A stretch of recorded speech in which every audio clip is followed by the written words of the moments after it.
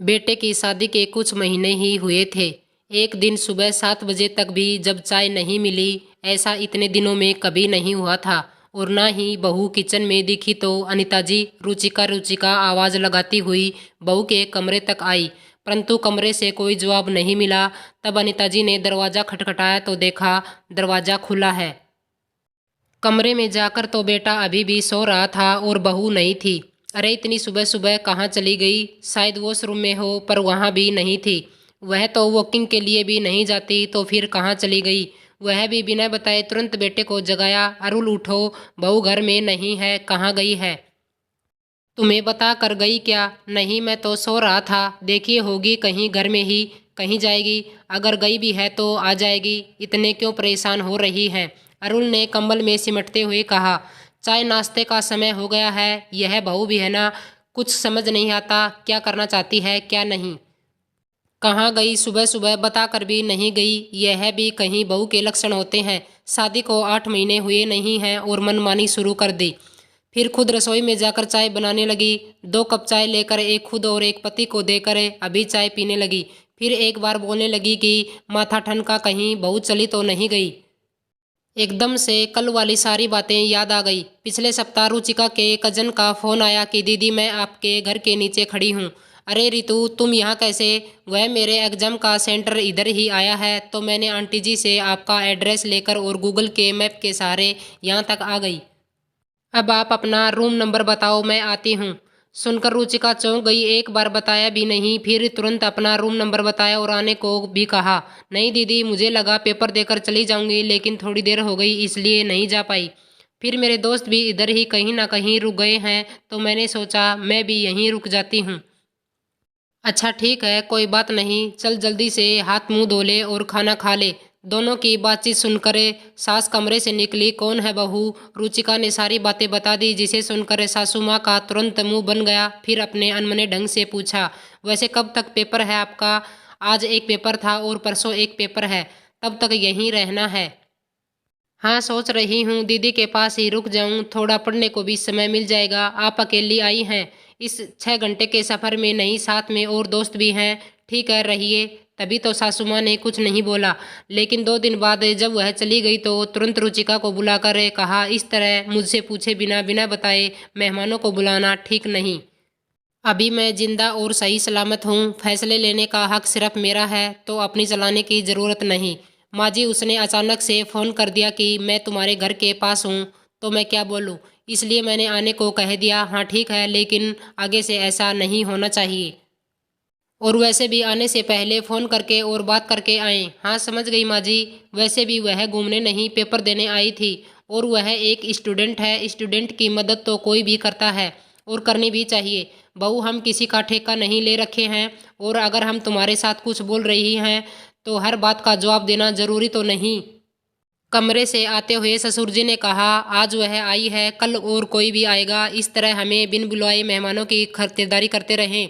यह हमारा घर है, कोई धर्मशाला तो नहीं, जो जिसका मन हो उठाकर आ जाए। और सबसे बड़ी बात, तुमने हमसे बिना पूछे ही बुला लिया, घर आने को कह दिया।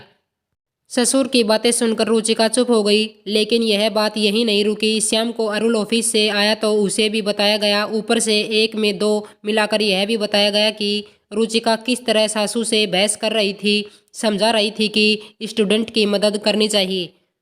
इस छोटी सी बात को लेकर अरुल भी रुचिका को समझाने लगा कि मम्मी पापा सही कर रहे हैं, तुम्हें एक बार उनसे पूछना चाहिए था। जब दोनों घर में थे तो तुम्हें घर गृहस्थी की दुनियादारी की समझ नहीं है। नई नई हो तो अभी से मनमानी करने की, अपने मन की चलाने की ज़रूरत नहीं। अरे कैसी मनमानी? और कोई छोटी बच्ची तो नहीं हूँ जो किसी को भी बुला लूँगी। अच्छे से जानती हूँ किसे घर बुलाना है किसे नहीं।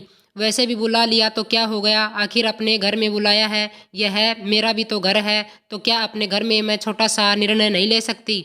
मेरा भी घर है, इससे क्या मतलब है बहू? या सिर्फ मेरा घर है जिसे मैंने बनाया है?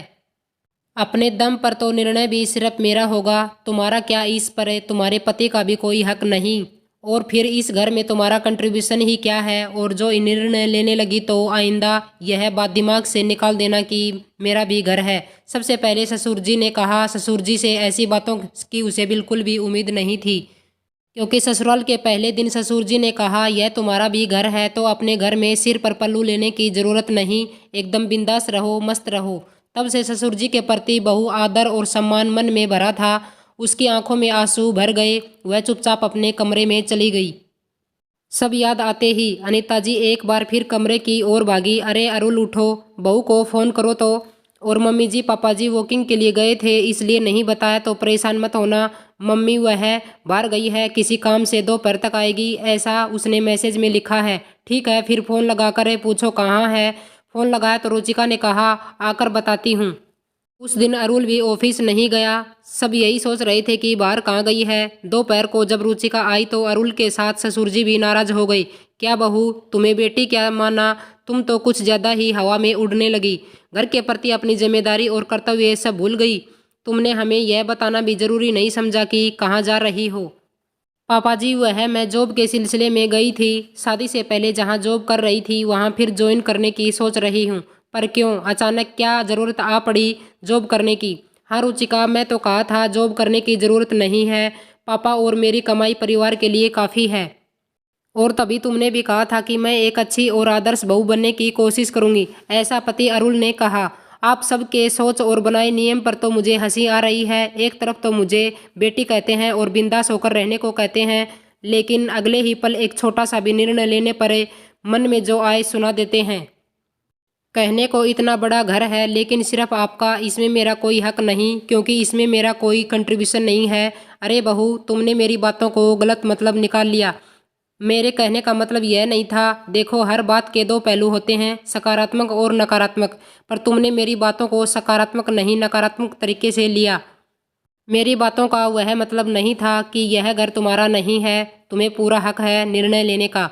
लेकिन एक बार सास से पूछ लिया करो, क्यों, अभी तुम कम उम्र की हो, दुनियादारी नहीं देखी है, समझ नहीं है कि क्या फैसला लेना चाहिए क्या नहीं। हाँ बहू, अरुल और तुम्हारे पापा जी सही कह रहे हैं। फिर ससुर जी तो तुम्हारे पिता समान हैं, वह तो ऐसे ही बोलते रहते हैं, डांटते हैं। क्या तुम्हारे पापा तुम्हें नहीं डांटते थे? इसमें इतना क्या बुरा मानना, छोड़ो नौकरी की बातें, जाने दो। यही बातें तो मैं भी कहती हूँ कि यह घर मेरा है, लेकिन सिर्फ कर्तव्य के लिए, अधिकार के लिए नहीं। ससुराल में मेरे कर्तव्य क्या हैं यह पहले दिन ही मुझे बता दिए गए और उसके लिए भी मैं बहुत समझदार और मैच्योर हूँ, लेकिन एक छोटा सा निर्णय लेने की समझ मुझ में नहीं है। अगर आप सही हैं तो जब मेरे कर्तव्य गिनाए तो अधिकार की बात क्यों नहीं की? जानती हूँ हर बात के दो पहलू होते हैं, तो जहाँ कर्तव्य है वहाँ अधिकार भी है। रही बात कंट्रीब्यूशन की तो हाँ, मैं नहीं करती, लेकिन घर के तो सारे काम करती हूँ, वह भी बिना बोले। बहू, तुम बात बढ़ा रही हो। मैं बात बढ़ा नहीं रही पापा जी, समझ गई हूँ और यह मेरे लिए एक सबक भी है कि कोई भी लड़की ससुराल में चाहे कितना भी कर्तव्य क्यों न पूरा कर ले, घर के कितने भी कामकाज क्यों न कर ले, उसके काम की गिनती नहीं होती, वैल्यू नहीं होती। कहीं ना कहीं आप सबका बोलना भी ठीक ही है। आखिर समय रहते मुझे समझ आ गई, आंखें खुल गई। तो तुम यह कहना चाहती हो कि तुम्हारे घर के प्रति कोई कर्तव्य नहीं? सास और अरुल ने एक साथ पूछ लिया। नहीं, ऐसा नहीं है, मैं सारे कर्तव्य निभाने को तैयार हूँ, पर बदले में मुझे अधिकार भी मिलने चाहिए। और साथ में यह भी कि मैं नौकरी फिर से ज्वाइन कर रही हूँ और करूँगी, भले ही आप सबकी कमाई भरपूर क्यों ना हो। आखिर मैं शिक्षित हूँ, डिग्री हासिल की है तो उसका उपयोग भी होना चाहिए ताकि मैं भी आत्मसम्मान से जी सकूँ। अरुल फिर कुछ बोलने को उठा तो ससुर जी ने रोक दिया। बहू, तुमने बिल्कुल सही कहा। मुझे भी सबक मिल गया कि जब किसी के कर्तव्य गिनाओ तो साथ में उसके अधिकार भी दो। और हाँ, मुझे कोई परेशानी नहीं है तुम्हारे जॉब करने से, यह घर तुम्हारा भी है, तुम निर्णय ले सकती हो, हमें पूछने की ज़रूरत नहीं, बता दोगी वह काफ़ी है। दोस्तों, सास ससुर बहू को पहले दिन बोलते हैं, तुम इस घर की बहू नहीं बेटी हो, जैसी मर्जी वैसे रहो। दूसरे दिन से ही बहू की कमियां और गलतियां निकालने में लग जाते हैं और हर बात पर ताना देते हैं। माँ ने तुझे कुछ सिखाया नहीं, इसी कारण से एक बहू कभी बेटी नहीं बन सकती, बहू बहू ही बनकर रह जाती है। दोस्तों, मैं उम्मीद करती हूँ आपको यह कहानी बहुत अच्छी लगी होगी, तो प्लीज़ वीडियो को लाइक, शेयर और चैनल को सब्सक्राइब करें।